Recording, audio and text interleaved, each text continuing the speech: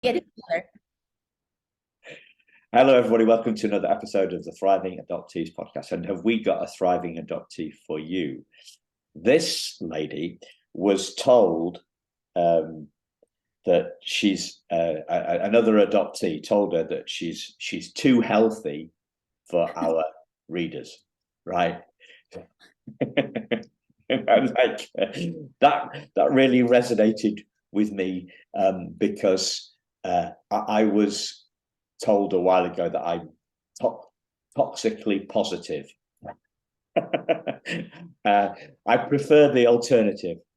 I prefer being toxically positive to the alternative.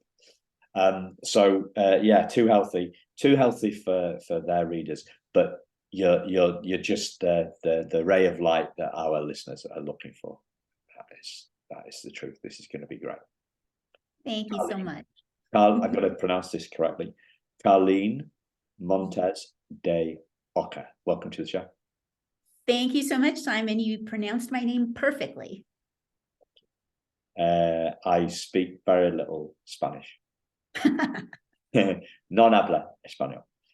Just the simple things like dos cerveza, tres cerveza, things like that.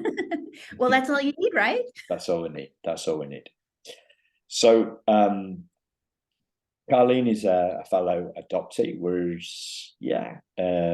similar ages. What makes us different is I was told really young, and Carlyn wasn't. You talked last time about what did you say? Or was it my metaphor? The rug being, that was my metaphor, I think. The rug was pulled out of your feet, from underneath your feet. Yeah. Yeah, absolutely. I only found out 3.5 years ago. I think we're getting closer to 4 now with the holidays, that I discovered. I took one of those DNA tests just for fun.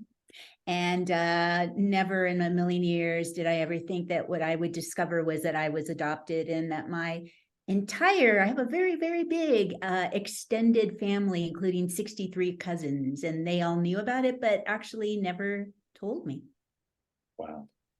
Wow. So one of the things that you told me last time is that you felt that you had no choice but to move through. So what do you mean? What happened? How did this impact you, this shock? Yes, it was a shock. And well, I was thinking today, what is the difference between this kind of shock and any other shock you may receive, like, the death of somebody? That's a pretty shocking thing, and you feel incredible sadness when that happens.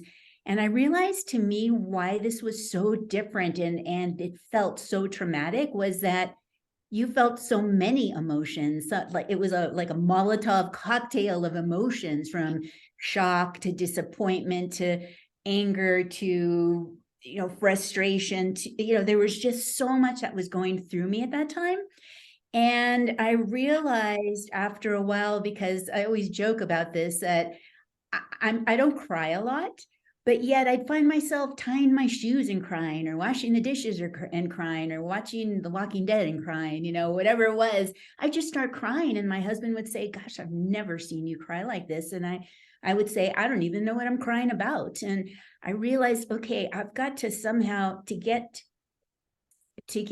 past all this, I'm going to have to go through it. And to me, I made a really committed decision of, I'm going to have to feel everything that's bubbling up through me and coming up in these waves. I'm going to have to give it a name. So I will name whatever emotion or feeling or anything I'm having. And then I'm going to let it pass as soon as I possibly can. And I really believe, and I've seen this happen in my life, that if I can go through life in a conscious way, that there's great lessons to be learned, and there's like treasures on the other side. And so that's kind of how I felt, and that's what I decided to do to move through this. Wow. people talk a lot about this, the toxicity of keeping stuff in, denying, self-soothing, yeah, whenever I heard self-soothing, I think about the fact that I used to suck my thumb, and was that my first lesson in self-soothing? Was that my first act of self-soothing? But yeah, but people talk about, you know, letting it go and feeling out everything, and rather than trying to stuff it down. What, as you're explaining it, it seems like quite a conscious decision. Well, is there a mixture? Is this part kind of it's a Molotov cocktail? It has exploded. You know, that's what Molotov cocktails do, right? They explode. And there's also a kind of a going along with the process, and there's also a kind of a conscious decision about it. Is it all of those things? Is it all of those things? Is you know, like I do a lot of post rationalization. Do you know what I mean by that? Post rationalizing? No, explain that. So I think one of the ultimate things I did after reading The Primal Wound was say excessive. Well, you know, like I talk about pinning the tail on the donkey. All right, so I've read The Primal Wound. I've not thought that adoption has really screwed me up. Now I'm convinced it has. And so I start, oh, well, that's adoption. That's adoption. That's adoption. That's adoption. That's adoption. Like it's almost as if there's a feeling of being different. There's a feeling of separation. And I pin that on the adoption thing. Yeah, I think that now it's been 3 years, and maybe in the second year, I was more looking at what you're describing. But at the time, again, I felt such an urgent need to put the pieces back together again, because I felt pretty fragmented. And there was this, not a restlessness, but just a kind of not a volatility, but something just like that I couldn't get settled. You know, if you think about those baby deer, you know, when they're born, a fawn, you know how their legs are very spindly and they're trying to get their footing on the ground. That's kind of how I felt. I could not find solid ground. So I felt this urgency to figure this out and find out why so many people had kept it secret, to find out. I talked to so many people about what they knew in a way to put it back together again. So I never at that time thought to reach out to other groups of people to see anybody else who was going through the same things. So to me, it was just like I was on a mission. I had to figure it all out.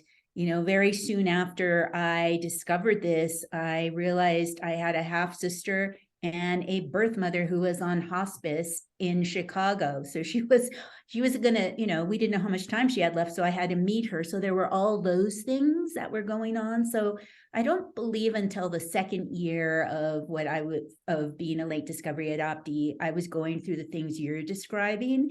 And certainly when I saw, you know, the statistics with adoption, that there's more suicide or that there's people just struggling, I suddenly started looking around and wondering, can I pin that on adoption, or can I, but who's to say? I mean, who's to really say? In my situation, yes, I felt different, and I see certain links now. Things make sense to me.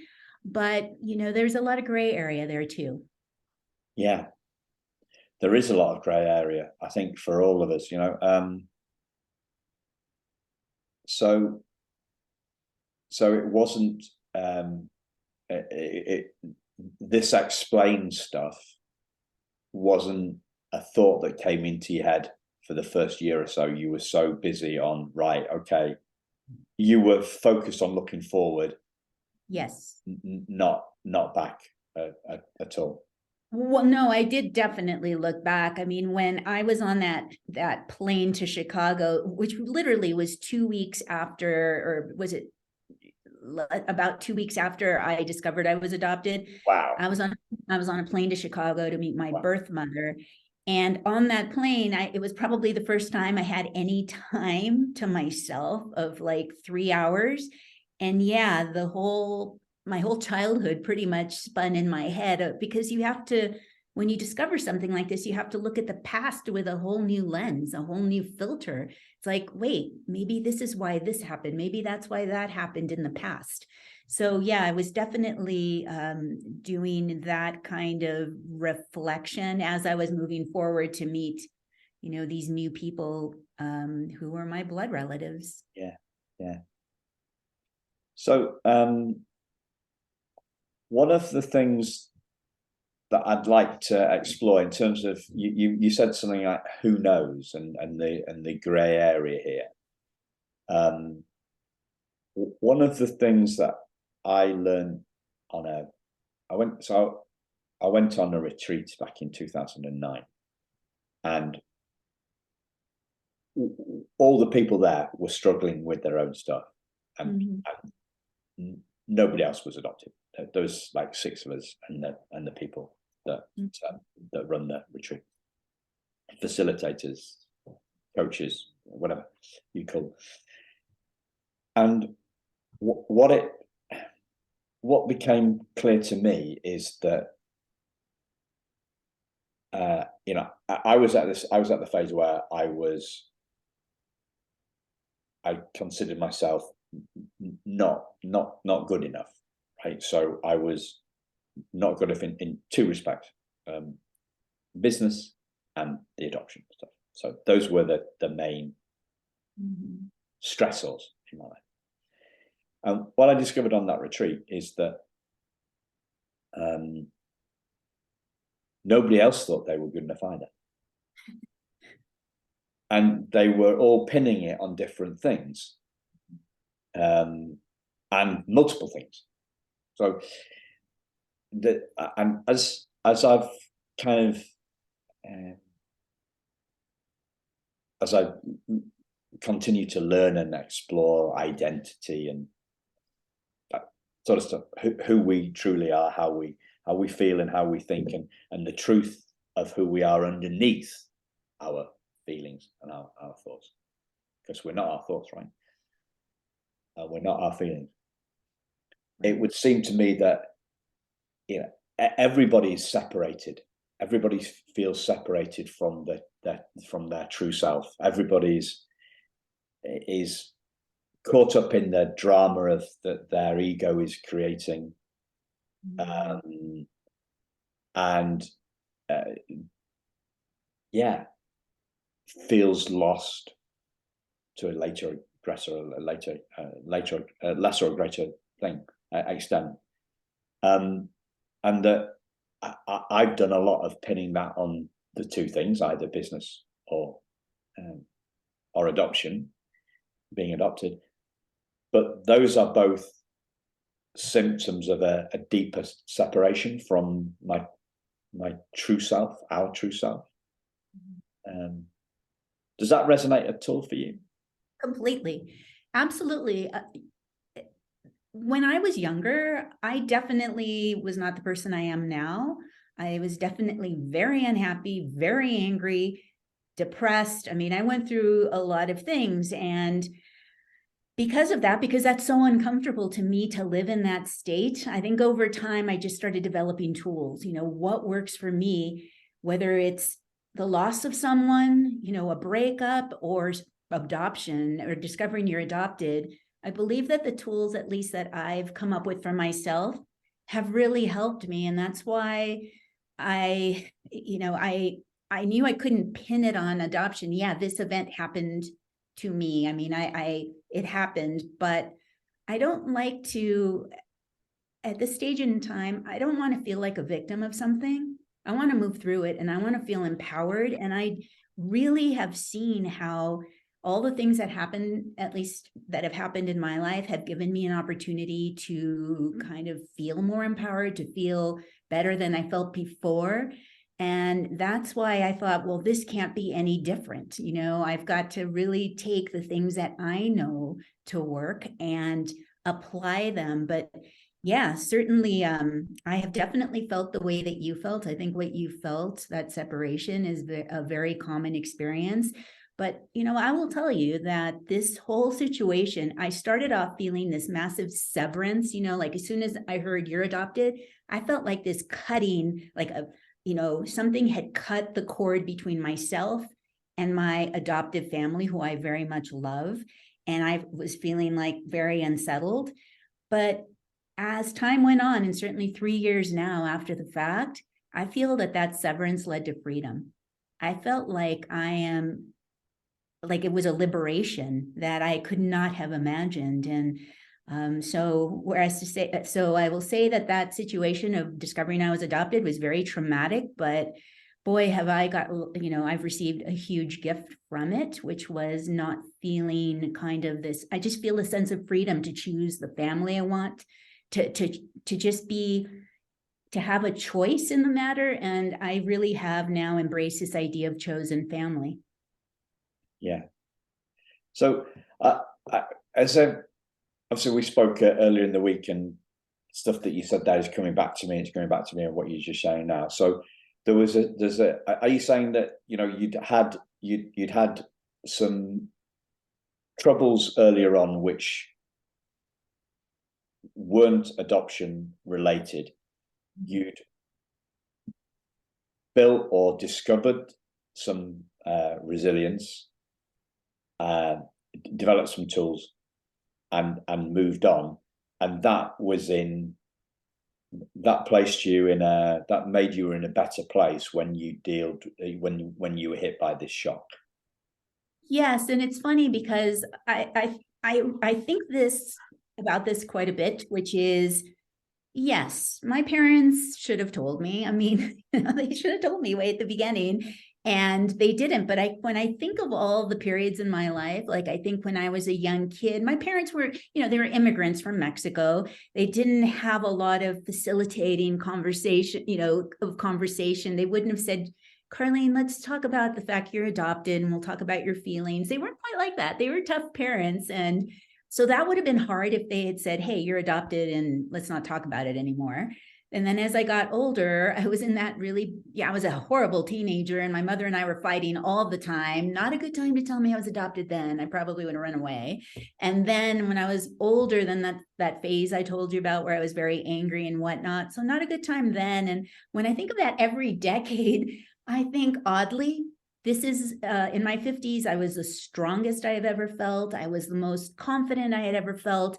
And so in a sense, when that news hit me, I did feel like a tree that bent, but I didn't break, you know. And so I live with that paradox of, yes, I should have been told, but maybe this was the very best time for me to know. Yeah. Yeah. So did we there's a thing coming up for me at the moment, a recurrent theme in terms of how intelligent lawyers and psychologists are, right?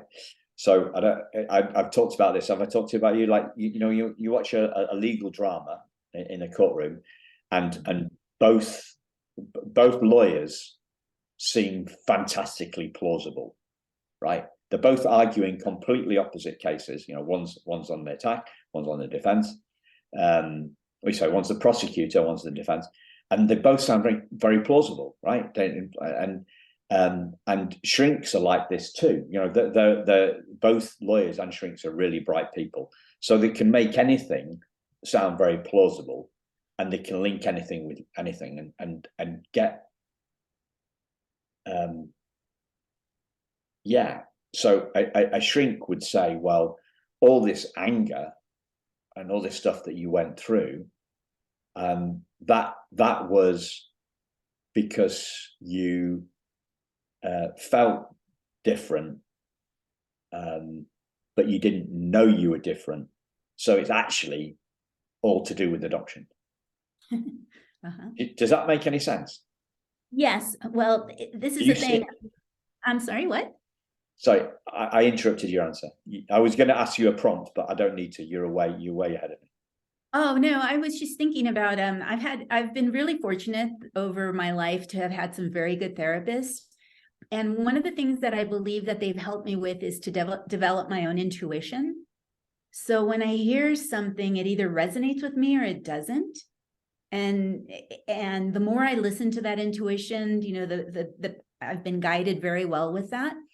I do recall I had an amazing therapist back when I was younger, and I remember the main concern that I had at the time was that I seemed to have like a separation anxiety, which I could not understand at the time.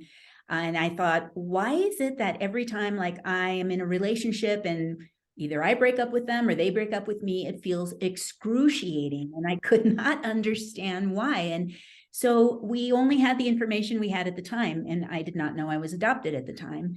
And we kind of looked at it, and my mother, who I had grown up with, my adoptive mother, I loved her very much, but she was a tough mom and she was a little cool. And so we thought, well, maybe that's a form of separation, you know, that your mother was just kind of this very cool person towards you. And that made sense. But now that I see this whole, that is the one thing I can see probably from everything I've learned about adoption, that I probably perhaps had something about, you know, the initial separation between myself and my birth mother definitely could have played a part in that. So, but I still don't blame adoption. I look at that as an opportunity to grow from that experience. Yeah. So I'm at because clearly I'm not a shrink, right? Well, not clearly, but just saying, listeners, I'm not a shrink, you know, so I don't know. So we're just fellow adoptees, sharing what we've learned and stuff like that. So I'm kind of at the edge of my communication skills on this, but I've started, so I'll finish, right? So I'll keep going. I heard something the other week, and it was the fact that thoughts don't actually touch events. Thoughts don't touch events. So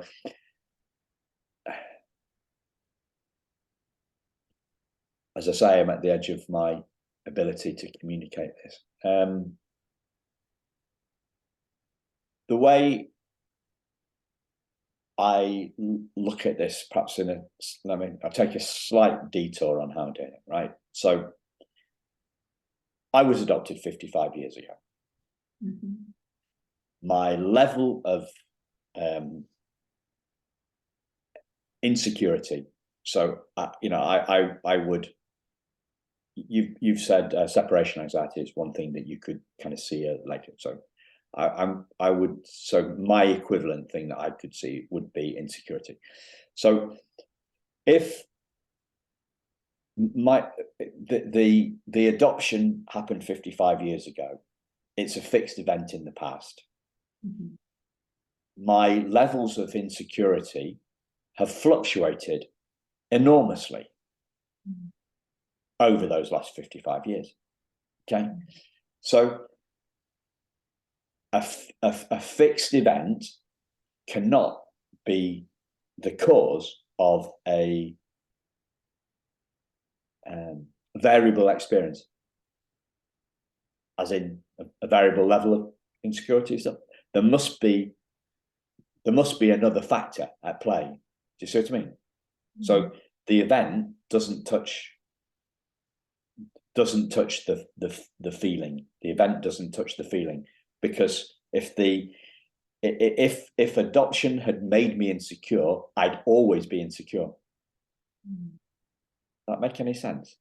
Yeah, what you're making me think about at the moment, we're talking about thoughts and I'm thinking. Yeah, cool. But I was just thinking how thoughts like that, like maybe, and especially during the first year, I would think about the adoption and I'd feel triggered. I'd feel all these emotions and and if I could catch myself in that state versus reacting to it and just kind of going off like, yeah, I would cry or I'd feel whatever I felt, but I would also try to look at that, like almost be an observer in that situation and go, okay, I'm feeling tremendous anger now. It's moving through me. Oh, there it is. And the more I could sort of, I always call it befriending that emotion and not being like, oh my God, go away, or judging it and saying, that's bad that I'm feeling that. I would really try to put myself in a state of just being like you're just floating on the ocean and just going, okay, that's just moving through. So and I thought to myself, because it was happening so much, I thought, okay, I'm just gonna, every time that thought triggers any feeling, I'll just let it move through. And so I just think that it's, I don't know who pulls the strings up there or out there or whatever, but I think it was just an opportunity to, because I don't know if you ever find this, Simon, but like, let's say that you've experienced a recent loss, it kind of touches the losses of others in the past, maybe all the way along. So it's just an opportunity to let all of that go as much as possible. Yeah. Yeah. So that's what I thought. Totally agree. So, I'm going to sum up my, and I think I've written this down before, which is probably why I've been able to sum it up far more eloquently than I was able to like 2 minutes ago, because I've listened to the words coming out of my own mouth thinking they're a bit vague, Simon, and a little bit nebulous perhaps, but yeah, and I've put them, and I've listened to your response, and I've come up with 5 words. So here it is: feelings come, 6, sorry. Feelings come from thoughts, not events. Yes. Yeah. And the natural place to go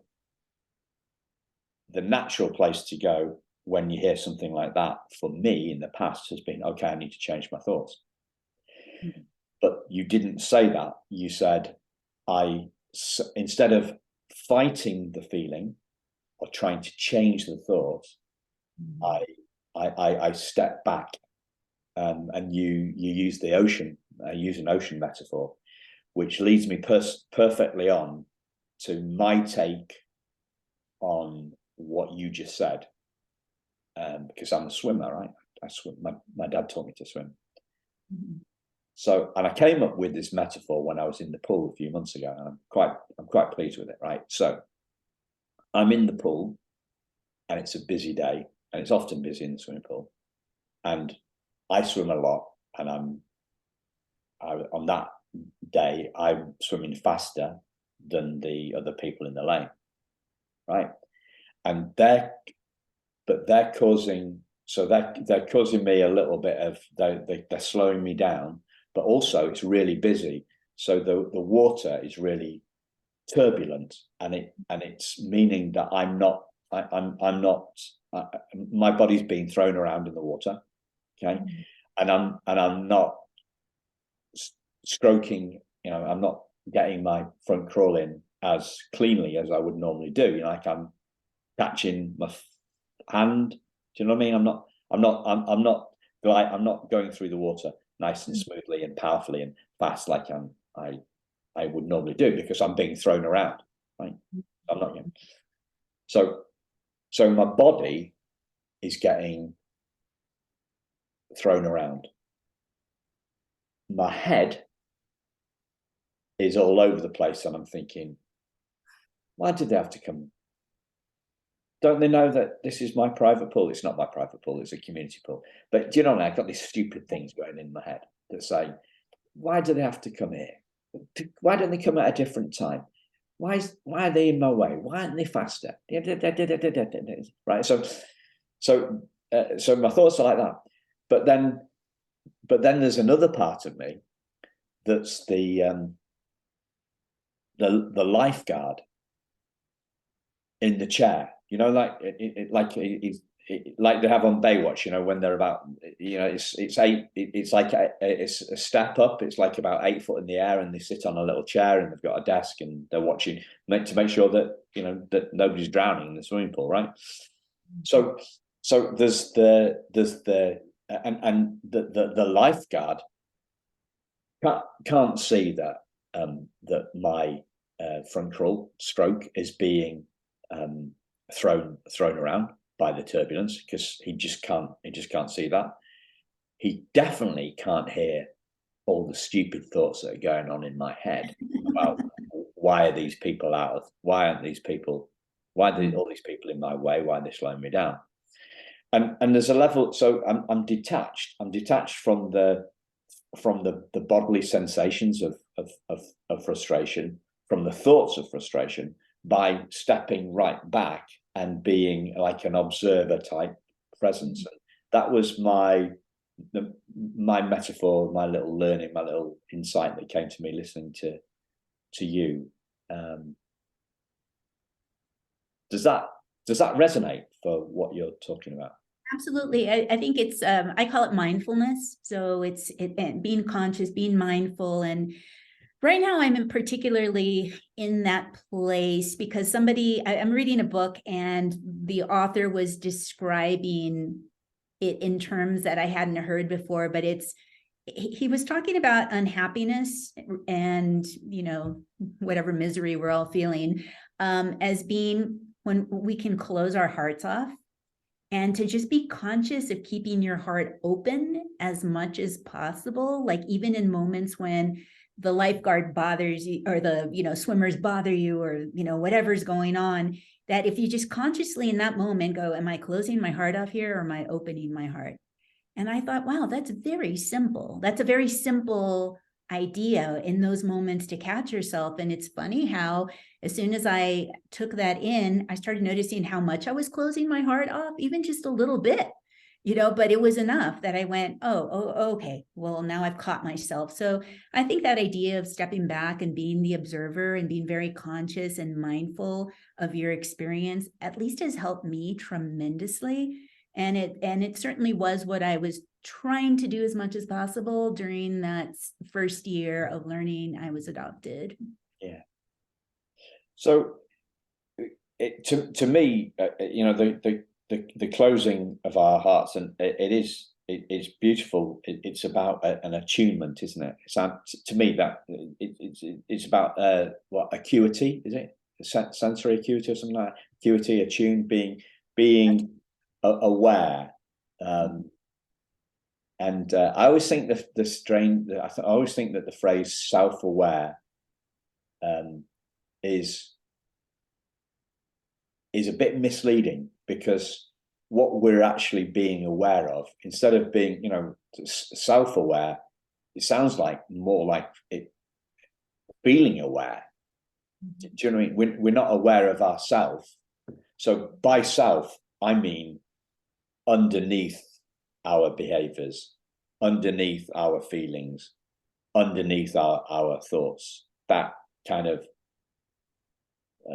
life force, that kind of like spiritual essence of who we truly are, that, yeah, underneath our ego, right? So, you know,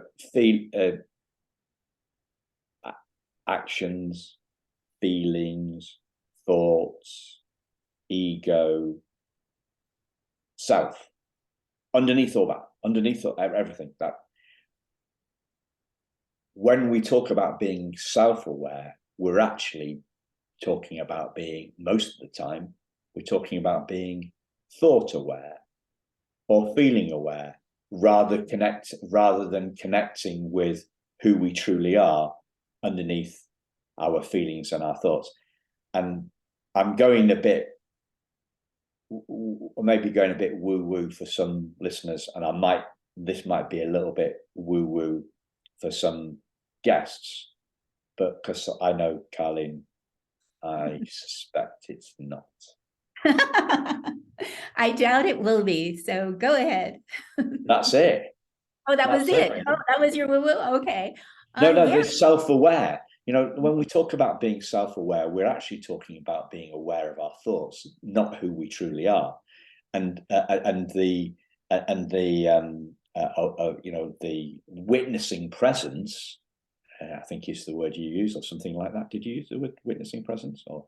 I think I said something about observing, but Yeah, yes. okay. The observing presence, or the is kind of a step back from our feelings, a step back from our thoughts, to be aware of ourself, the self that is obscured by those feelings and thoughts. What I liked as you were talking about the different layers, and you just kept going down and down and down, because obviously this is limitless. And I know it may be frightening for some people to think like, whoa, what are they talking about? It's getting deeper and deeper into areas that are the unknown. But to me, that's actually kind of fascinating, because what's even below that? I mean, because there is no limit, there's no real structure to it. And that's why I felt, I think that I had some awareness of that when I was going through my own trauma, that there were gifts. There's a gift to when you're reaching those levels. There's, you know, I don't have the proper words to discuss what that might be, because I don't know what it is, but I just believe that there, you know, that we're limitless people. We're limitless, you know, in our capacities, in our abilities, in our being. And so to me, not that I want more traumatic things in my life. I mean, they're not easy to go through, but I do want to be as, you know, that feeling of limitless in my life, and that feeling of, you know, just reaching my capacity or my potential as a human being. And I believe that what you're describing is, as you're going through those levels, allows us to hopefully touch those places. Yeah. Oh, this is beautiful, Carlyn. Oh, thank you. This is beautiful. I'm getting goosebumps. I'm getting goosebumps, my new friend. So yeah, I'm there, and I'm right there in that true self-aware space as we speak. So kind of words are a little bit tricky. So anyway, but I did scribble some notes down before I got overtaken by the loveliness of the conversation. So I'm going to go with this, right? So you said there's no, you know, we're going deep, and we're going into the unknown. And then you said something, you talked a little bit more, and then you said no structure. And the thing that popped straight into my head was, there's no structure to spirit. Right? So what I mean by that, spirit is not a thing. And by spirit, I mean the life force that animates us. So I use this, sorry listeners if you heard this before, but it's the simplest way I can get to point at what spirit is to me. And it's seeing the body of my father-in-law 8 years ago. And he died, and he wasn't there anymore. As in, the animating force, the spirit that made him who he was, wasn't there. He'd left. He'd gone. His spirit was somewhere else, you know. And you know, I think of, when I think of this sort of thing, and you know, I think of those people that talk about having near-death experiences, where they have an out-of-body experience, and they're in the corner of the room looking down on the body, right? That's spirit, right? Well, because spirit isn't a thing, it's got no structure. Does that, how do you see that? I absolutely agree. That's, you know, if you think about it, I mean, the things that we cling on to as humans, it's the control we try to have. I mean, I think spirit is much, much, much greater than that, and actually is all around us and through us and in us and beyond us. And that's kind of the energy. I used to be an acupuncturist. So Oh, of course, you said, yeah. Yeah. Yes. So I very much was immersed in that world and I had so many amazing experiences with patients and clients who kind of, once they could tap into that, suddenly there would be a shift in their health or their attitude or their perception, or, and I think spirit is all around us and just waiting for us to kind of tap into it, or just to even ask, to even ask, like, Yeah. come on in, I allow you in, versus closing it off and saying, no, I'm afraid. So I get very excited by conversations about spirit, because it truly, to me, is pretty much everything. And though I mean, I don't, every day I try to work a little bit closer, and some days I forget, some days I forget, and instead I'm doing something else. But you're reminding me the importance of tapping into that energy, or at least just being aware of it, or just at least opening the door a little bit for it. Yeah. I like, I love what you're saying. And I also like little sound bites that I can come up with, because I'm aware that sometimes I talk too much. So if I can reduce something to 6 words, like feelings come from thoughts, not events, I'm quite pleased with myself, because I think, oh, Simon is finally learning to be a bit more succinct, and sooner or later I'll be able to write the book and keep it succinct and to the point, right? So I've come up with another thing. This is 5 words, and it's based on what you said, but putting it together with something else that we said a couple of minutes ago. So spirit is everything and nothing, because and then nothing as in not a thing, right? So there's no structure to spirit, because spirit is not a thing. It's nothing, not a thing. Do you like that? That's a good soundbite, Simon. That's a good one. Yeah, but you also are reminding me of you've seen the yin and yang, yang. Yeah, you've seen that symbol. So you see the darkness and the light. I mean, both of them work together, right? So everything and nothing. I mean, it's always a balance of those two energies. And I guess if I were to use that yin yang symbol, I think that would also demonstrate a lot of the things that we're talking about now, that we experience maybe through adoption, the trauma. I mean, that can be turned into light, and then again, here comes the feelings, or the whatever it is that's triggering you in the darkness, and then there's the shift. So both of these energies work together, and I guess I am going way woo woo, but Cool. it is as far as you go. This is where the good stuff is, right? This is where I believe so. I believe so. And that's the thing too. It's like, if you remember that both energies, darkness and light, are part of our life, you can't just be all light, and hopefully you're not going to be all dark, but they're always shifting, they're always merging. And the more we can get comfortable with that, this is part of the human experience, the suffering we experience, or whatever it is that goes on in our life. But that can always be transformed. And then maybe it shifts back, but to hopefully be as open-hearted as possible and not be afraid of that, and just allow it to be. Yeah. Perfect. So I'm going to go back to what you're talking about, limitless potential, and try and tie something that you've just said in with that, and something that I heard on a podcast a couple of years ago. It's one of my favorite podcast episodes ever. So it was a conversation between an English superstar sports guy called Johnny Wilkinson. And he's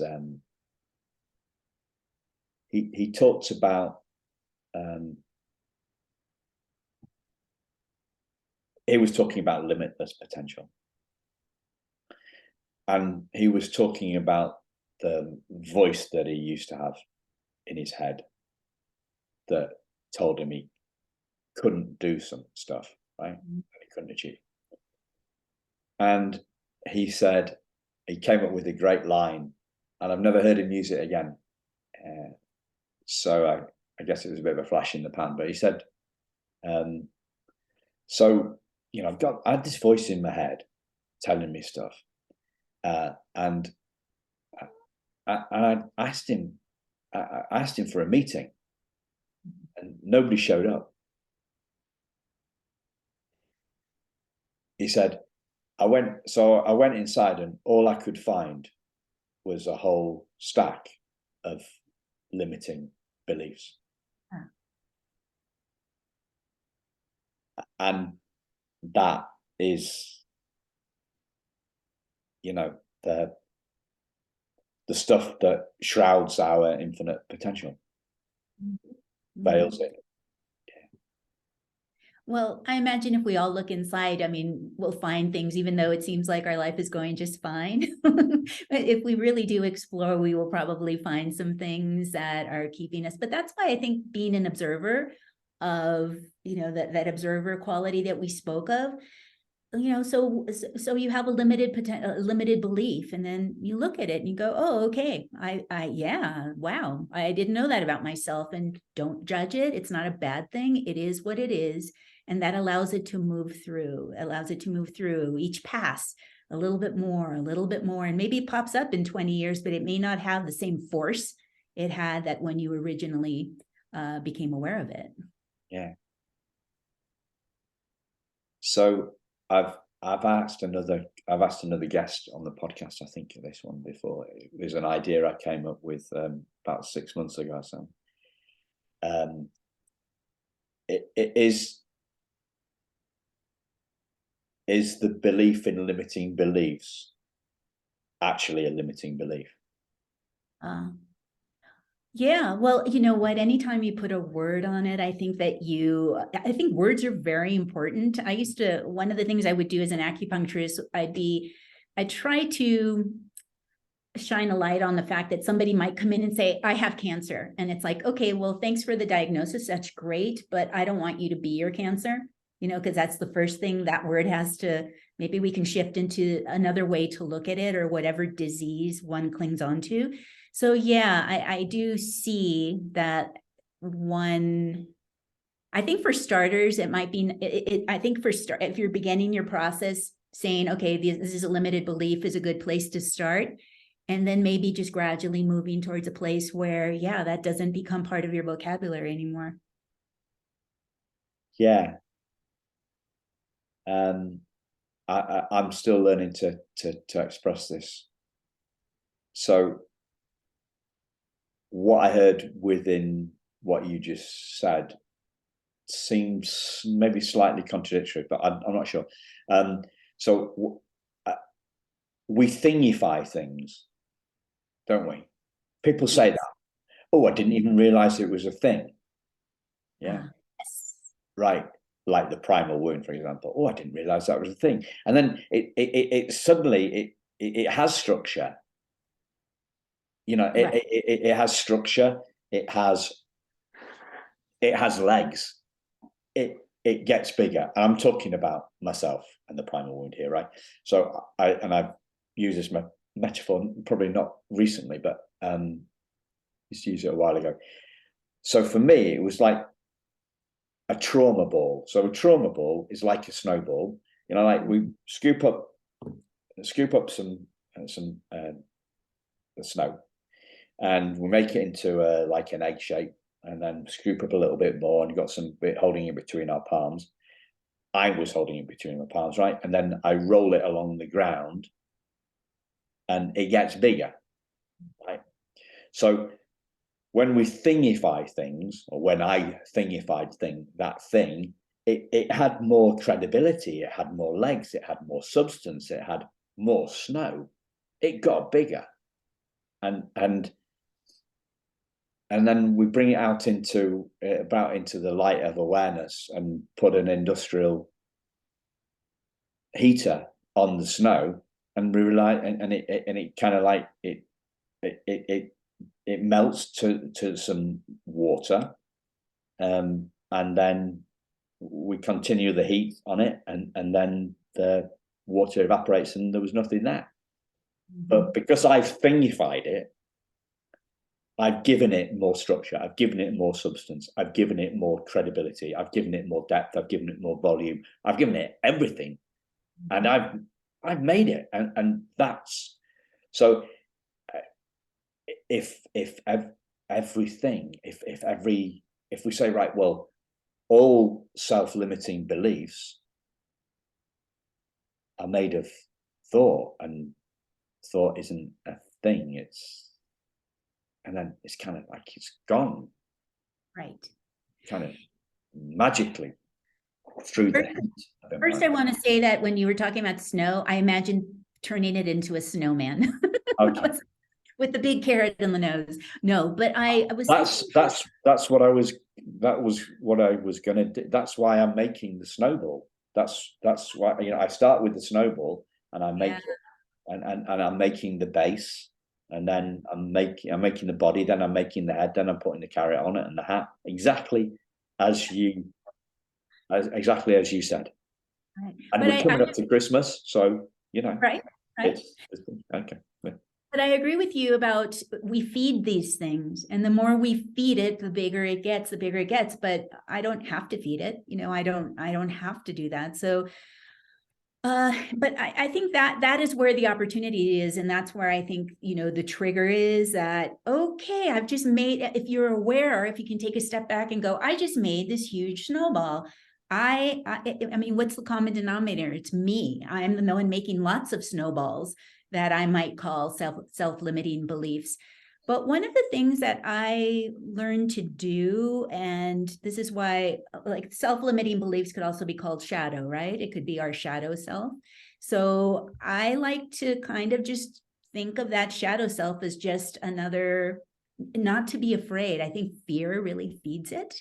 And so as soon as I feel the fear, it's like, okay, let's take a deep breath and let's let it go, because this fear, this thing that I am believing actually probably helped me in the past get through some things. It was whatever, a shield or a sword or whatever I needed at the time. Like, let's think of a self-limiting belief.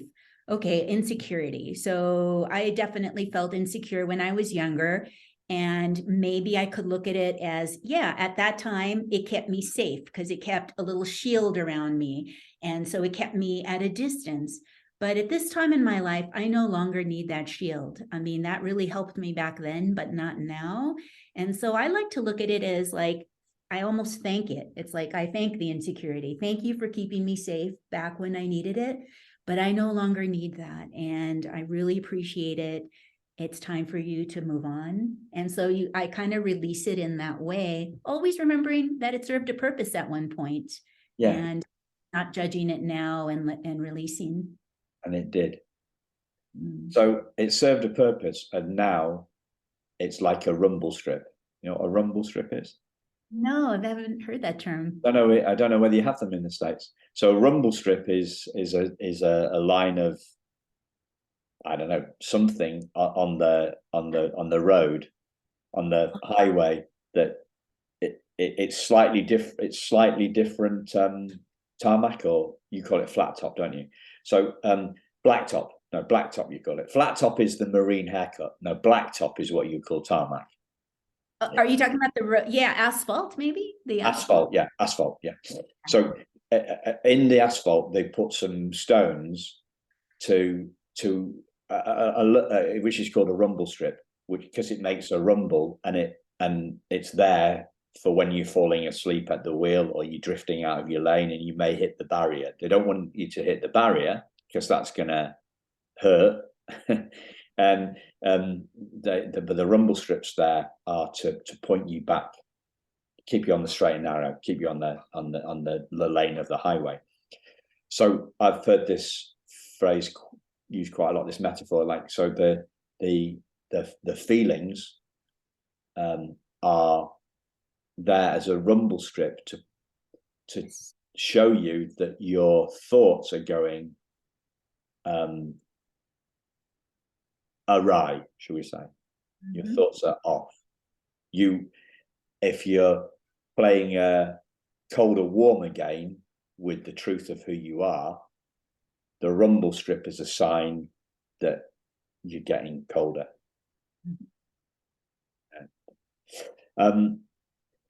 You said about feeding, limiting beliefs and stuff. We feed, and do you remember? There's a saying. I think it's from Native American place. Is like within us. There's Oh, yes. yeah. Do you? Are you going to talk about the wolves, the two wolves? Yes. Yes. But I can't remember it fully. So can you? Something like there's a black and a white wolf, and oh gosh, it's something about which wolf will you feed? You know, and I don't remember, but I sort of, that's all I remember. I should remember it. So I remembered it differently, and I don't even remember it now. But it was perhaps easier for me. It's like there's and it's probably wrong, but it sounds quite good though. So I'm going to say with it. Right, inside every one of us, there's a lamb and a wolf, and it's a matter of which one we feed. Yeah, I would feed both of them a little bit.